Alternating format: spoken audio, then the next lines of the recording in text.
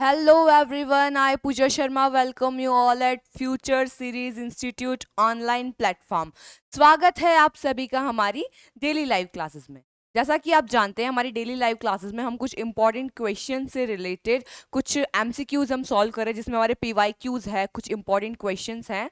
तो इसी सीरीज के अंदर आज का जो हमारा नेक्स्ट टॉपिक है वो है नेचुरल फिनोमिना। नेचुरल फिनोमिना से रिलेटेड आज हम एमसीक्यूज देखने वाले हैं। फर्स्ट देखिए, लाइटनिंग कंडक्टर। लाइटनिंग कंडक्टर क्या होता है, क्या वो करता है? सिंपली लाइटनिंग कंडक्टर के बारे में आपसे पूछा तो आपको नीचे जो ऑप्शन है इनमें से को रिलेट करना है, इससे कौन सा रिलेटेड है। डिस्ट्रॉयज द बिल्डिंग, बिल्डिंग को डिस्ट्रॉय करता है। प्रोटेक्ट्स द बिल्डिंग, बिल्डिंग को प्रोटेक्ट करता है। Does not affect the building, building को कोई भी अफेक्ट ये नहीं करता है, या नन ऑफ द अबव। तो देखिए लाइटनिंग कंडक्टर, सबसे पहली बात लाइटनिंग कंडक्टर होता क्या है। लाइटनिंग कंडक्टर जो होते हैं वो बिल्डिंग्स के ऊपर लगाए जाते हैं ताकि जो लाइटनिंग होती है, ठीक है, जो बैड वेदर होते हैं उस टाइम पे जो लाइटनिंग होती है उससे बिल्डिंग्स को जो डैमेज होता है उससे बचा जा सके। क्योंकि हम जानते हैं जितनी बड़ी बिल्डिंग्स होगी उतनी ज़्यादा क्लाउड्स के पास होती है, तो उनके ऊपर बिजली गिरने का खतरा काफ़ी ज़्यादा रहता है। तो उस केस के अंदर लाइटनिंग कंडक्टर्स जो बड़ी बिल्डिंग्स है उस पर लगाए जाते हैं ताकि जो भी लाइटनिंग हो रही है ये क्या करते हैं, उसे एब्जॉर्ब करके डायरेक्ट अर्थ की तरफ उसे भेज देते हैं, जिससे कि जो बिल्डिंग है उसे कोई भी नुकसान नहीं होता है। तो सिंपली क्या कर रहा है, ये प्रोटेक्ट द बिल्डिंग, ये क्या कर रहा है, बिल्डिंग को प्रोटेक्ट करने का काम ये करता है। ओके, आगे चलते हैं। लाइटनिंग अकर्स ड्यू टू, अब लाइटनिंग होती क्यों है, लाइटनिंग जो हो रही है बैड वेदर में वो क्यों होती है, उसका रीजन क्या है। Rain, wind, electric discharge, none of the above. तो देखिए रेन तो कोई इसका रीजन नहीं है, ना ही विंड। विंड या रेन का इसमें कोई रोल नहीं होता। हम जानते हैं जो लाइटनिंग है, लाइटनिंग एक इलेक्ट्रिकल फिनोमिना, जितने भी इलेक्ट्रिकल फिनोमिनाज होते हैं सारे चार्जेस की वजह से होते हैं। तो सिंपली जो इलेक्ट्रिक डिस्चार्ज है उसी की वजह से ये होता है, इलेक्ट्रिक डिस्चार्ज की वजह से लाइटनिंग जो है वो होती है। इसमें कोई भी रेन का या विंड का रोल नहीं होता है। Okay, next.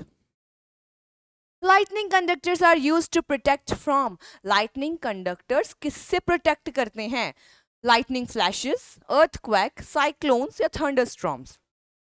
Cyclones, earthquake, thunderstorms, इनसे तो कैसे ही प्रोटेक्ट कर सकते हैं, नहीं कर सकते। सिंपली लाइटनिंग फ्लैशेस, जो बैड वेदर में लाइटनिंग फ्लैशेस आते हैं उससे ये प्रोटेक्ट करते हैं। तो सिंपली लाइटनिंग फ्लैशेस से ये प्रोटेक्ट करते हैं। अर्थक्वेक है, साइक्लोन है, थंडर स्टॉर्म्स है, उनसे कोई भी इफेक्ट नहीं डालता है ये, ठीक है, उनमें कोई भी हेल्प ये नहीं कर सकता है।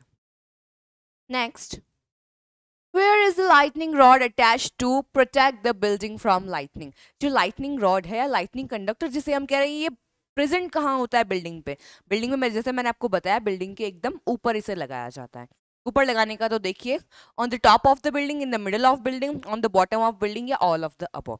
तो इसे हमेशा टॉप पे यानी टेरिस पे ही इसे लगाया जाएगा, हमेशा टॉप ऑफ द बिल्डिंग इसे यूज किया जाता है। So on the top of the building is the correct option, ठीक है। आगे चलते हैं। The outermost layer of the earth is called, earth की जो आउटर मोस्ट लेयर है उसे क्या कहते हैं। तो देखिए सबसे पहली बात, अर्थ की 3 लेयर होती है, क्रस्ट, मैंटल एंड कोर। सबसे ऊपर वाली क्रस्ट है, देन मैंटल आती है एंड देन कोर आता है। कोर में भी inner core and outer core दो आ जाते हैं। तो इसमें से देखिए मेंटल, आउटर कोर, क्रस्ट या फिर इनर कोर। तो सिंपली क्रस्ट जो है, क्रस्ट क्या है, आउटर मोस्ट लेयर जो है ये होती है। Okay,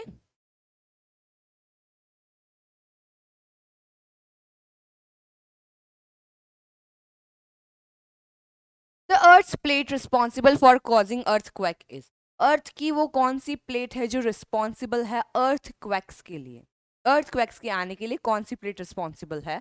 the crust of the earth, the inner core of the earth, outer core of the earth. Simply जो क्रस्ट है, ये क्रस्ट में जो रॉक्स हैं वही रिस्पॉन्सिबल होती है। तो the crust of the earth is correct option, ठीक है। आगे, the movement of the earth plates causes, जो अर्थ की प्लेट्स हैं उसके मूवमेंट से क्या हो सकता है।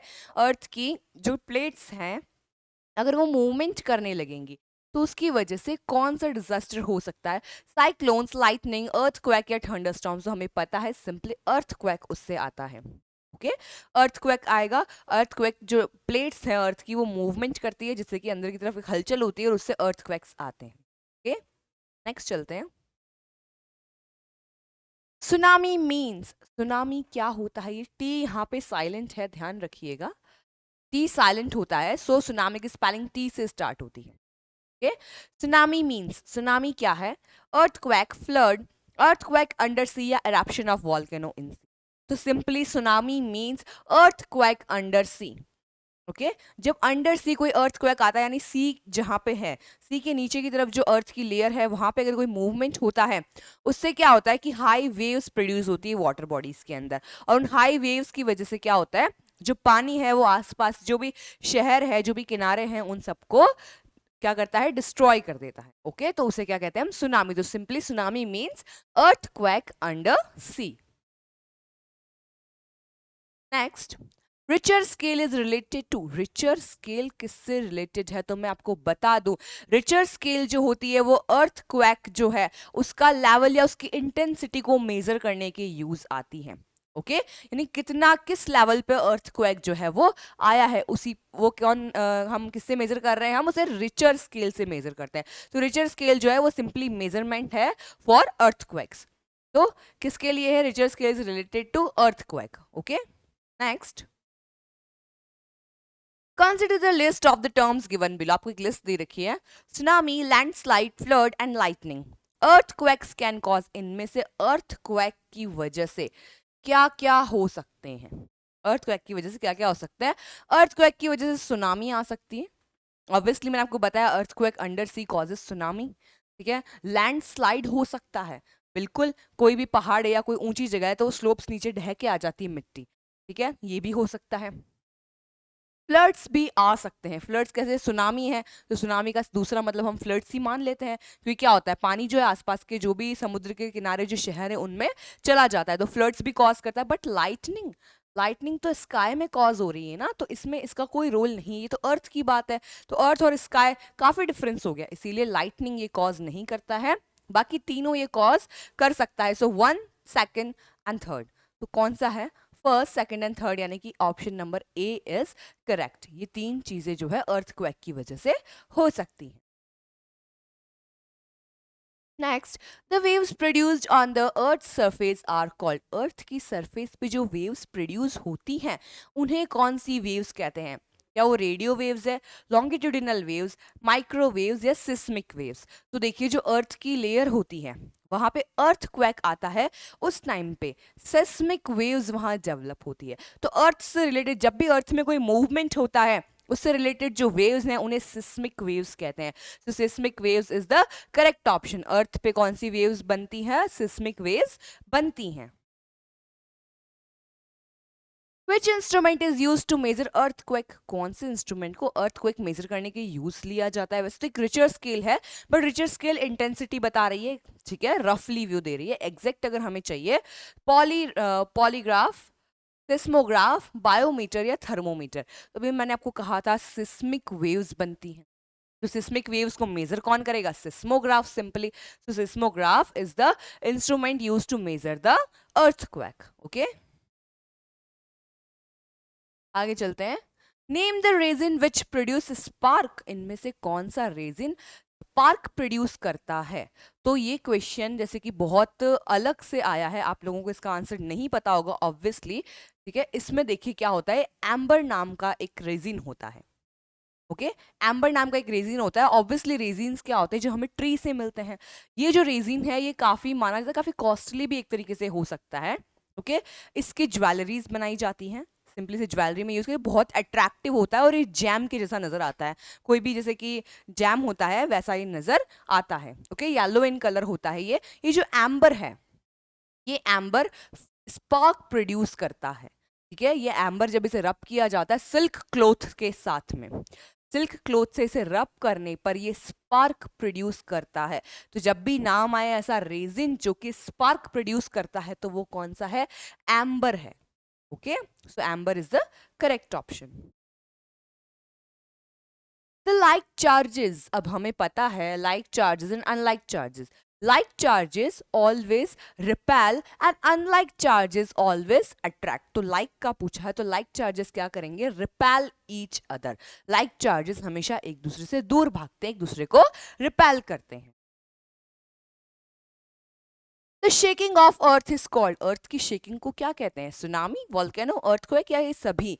हमें पता है अर्थ की शेकिंग जब हो रही है नॉर्मली तो उसे हम earthquake कहेंगे. ओके, तो earthquake is the term used for shaking of earth simply. Next, lightning occurs due to. Lightning क्यों होती है? वही जो मैंने आपको बताया, इलेक्ट्रिक डिस्चार्ज. ठीक है, रेन या विंड की वजह से नहीं हो सकती है. लॉर्ड वरुण्स एंगर, हम बोलते हैं भगवान को गुस्सा आ गया इसलिए नहीं, ये थोड़ा मैथोलॉजिकल चला जाता है, हमें साइंटिफिक रीजन चाहिए. साइंटिफिक रीजन है उसका electric discharge. Okay,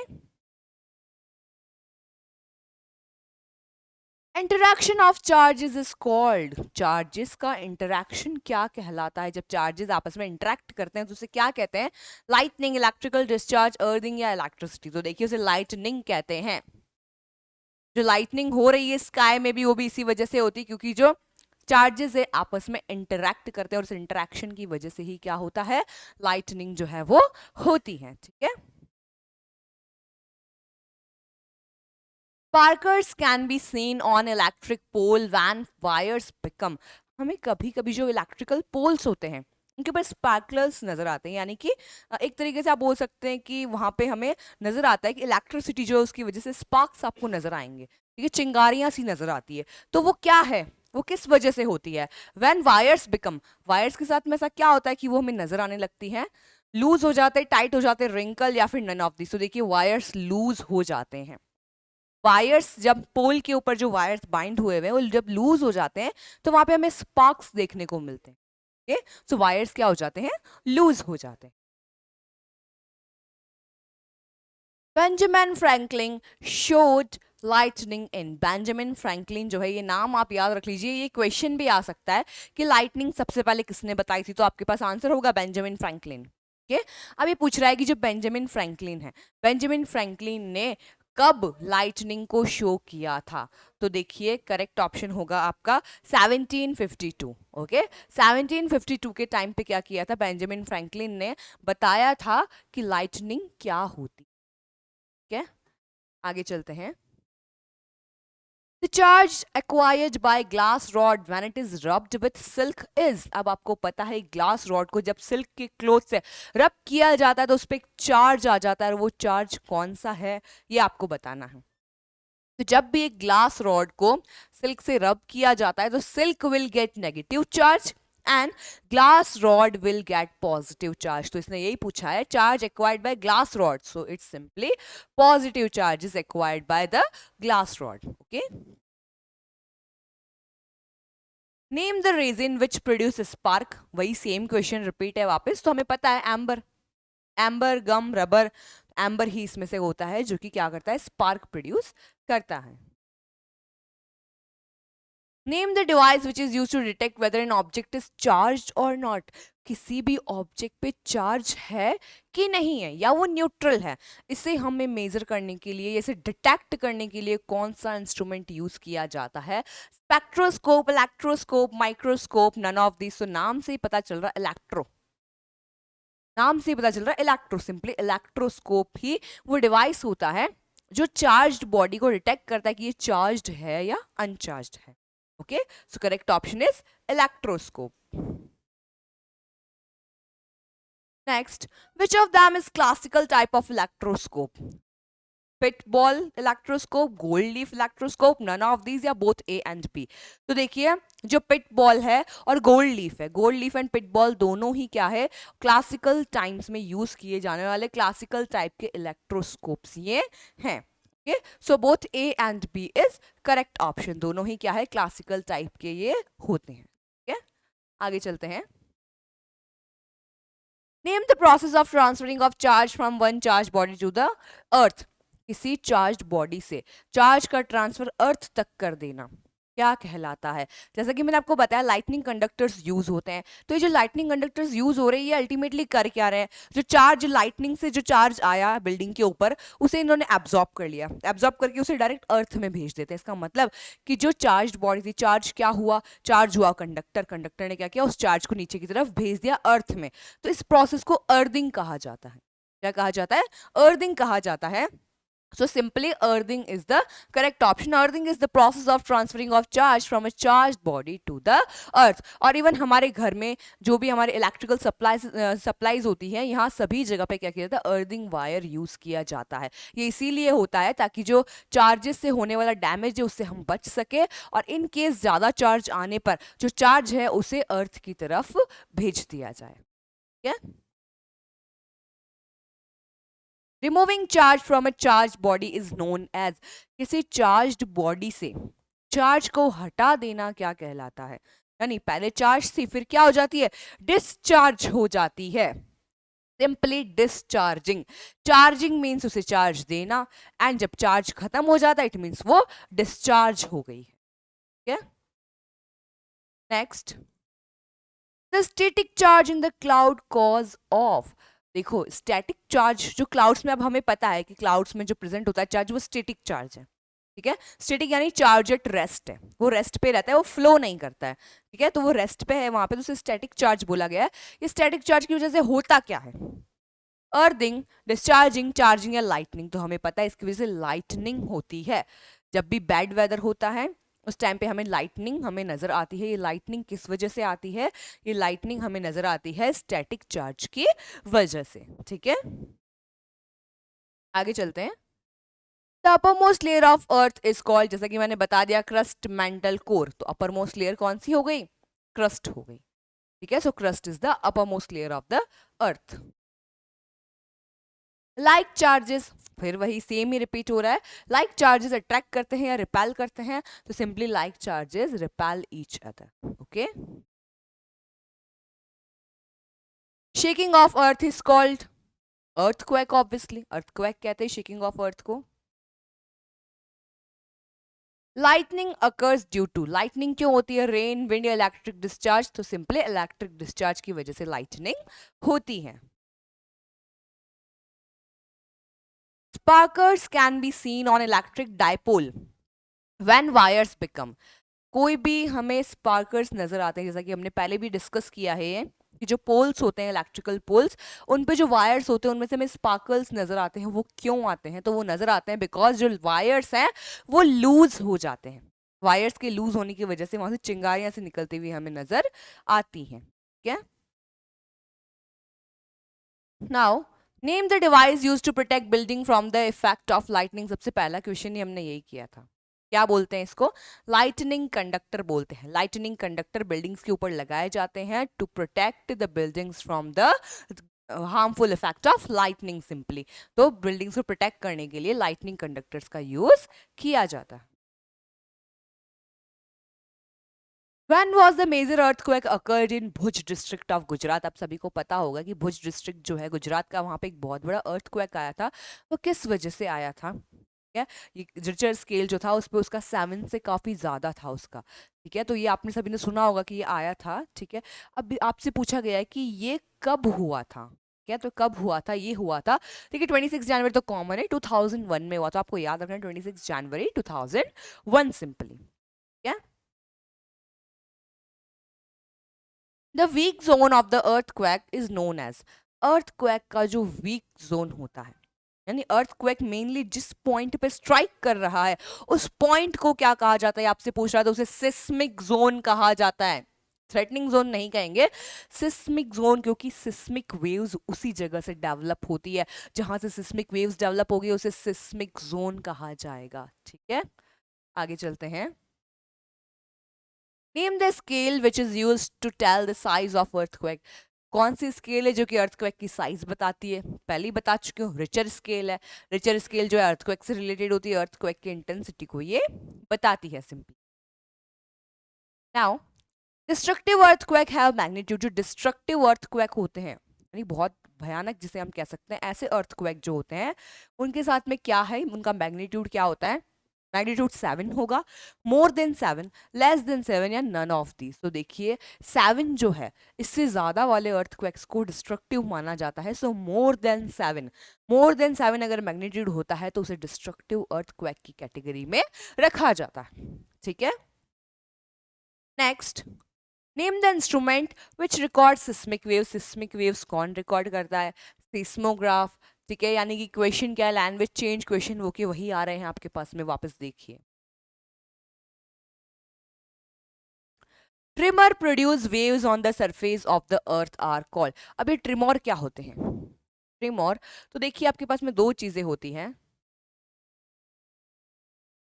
earthquake and trimmer. तो ये जो अर्थक्वेक है, ये टेक्टोनिक प्लेट्स जो है हमारी अर्थ क्रस्ट की, उनके क्या है, उनके मूवमेंट की वजह से होता है। ठीक है, टेक्टोनिक प्लेट्स के मूवमेंट की वजह से अर्थक्वेक होता है। एंड जो रॉक्स हैं, यानी कि जो हमारे क्रस्ट के अंदर जो रॉक्स प्रेजेंट है, वो रॉक्स कभी क्या होती है, स्ट्रेस्ड होती है रॉक्स। तो स्ट्रेस को रिमूव करने के लिए कभी क्या होता है, वो स्ट्रेस्ड रॉक जो होती है वो आपस में एक दूसरे से फिसल जाती है। उस फिसलने की वजह से अर्थक्वेक का एक टाइप है ये, अर्थक्वेक आता है, उस अर्थक्वेक को ट्रिमोर कहते हैं। ठीक है, तो ट्रिमोर क्या है, सिंपली एक ऐसा अर्थक्वेक जो रॉक्स की वजह से आता है, रॉक्स के खिसकने की वजह से आता है। टेक्टोनिक प्लेट का इसमें रोल नहीं होगा। तो tremor produce waves on the surface of earth are called. तो ट्रिमोर कौन सी वेव्स प्रोड्यूस करते हैं? अर्थक्वेक जब सिस्मिक वेव प्रोड्यूस कर रहा है, ट्रिमोर्स भी तो सिस्मिक वेव ही प्रोड्यूस करेंगे। दोनों ही वेव्स रिलेटेड अर्थ से ही हैं, तो सिस्मिक वेव ही उसे कहेंगे, कोई दूसरा नाम नहीं है। ट्रिमोर अर्थक्वेक दोनों ही क्या है, दोनों ही शेकिंग ऑफ अर्थ है। ट्रिमोर क्या है, कम लेवल पे होते हैं, अर्थक्वेक बड़े लेवल पे होते हैं, एंड दोनों ही सिस्मिक वेव्स जनरेट करते हैं। ओके, नाउ ये हमारा कुछ पीवाईक्यू है। Power of which of the following is express in term of magnitude on Richter scale. Richter scale पे इनमें से किसके बारे में बताया जाता है? ये बात हम कर ही चुके हैं। अर्थक्वेक के बारे में बताया जाता है रिचर स्केल के थ्रू। ठीक है, अर्थक्वेक की इंटेंसिटी को ये मेजर करता है। अर्थक्वेक कैन कॉज, अर्थक्वेक इनमें से क्या क्या कॉज कर सकते हैं? सुनामी ऑब्वियसली कर सकते हैं। ठीक है, देखो लाइटनिंग नहीं कर सकते, काट दो, लाइटनिंग नहीं कर सकते, लाइटनिंग नहीं कर सकते, इसमें लाइटनिंग नहीं है, इसका मतलब यही करेक्ट ऑप्शन है। सुनामी, फ्लड्स एंड लैंडस्लाइड, ये तीनों ही चीजें ये कॉज कर सकते हैं। ठीक है, now the movement of the earth plate can cause, जो अर्थ की जो प्लेट है उनके मूवमेंट की वजह से क्या हो सकता है? उनके मूवमेंट की वजह से अर्थक्वेक्स आ सकते हैं। यही हम कब से पढ़ रहे हैं अर्थक्वेक्स के बारे में। अर्थक्वेक यहाँ पे आ सकता है अगर प्लेट्स में मूवमेंट होता है। ठीक है, तो ये थी कुछ हमारी जनरल इंफॉर्मेशन अर्थक्वेक्स, यानी कि जो कुछ नेचुरल डिजास्टर्स हैं उनको लेके, उनके बारे में हमने पढ़ा कि अर्थक्वेक क्या है। ठीक है, उससे रिलेटेड हमने Richter scale, seismograph, seismic waves, इन सब के बारे में देखा। तो आई होप ये आपको समझ आया होगा। यहाँ पे हमारा एक टॉपिक और कंप्लीट होता है। बने रहिए हमारे साथ, मिलते हैं नेक्स्ट वीडियो में नए टॉपिक के साथ में। तब तक के लिए पढ़ते रहिए। जय हिंद।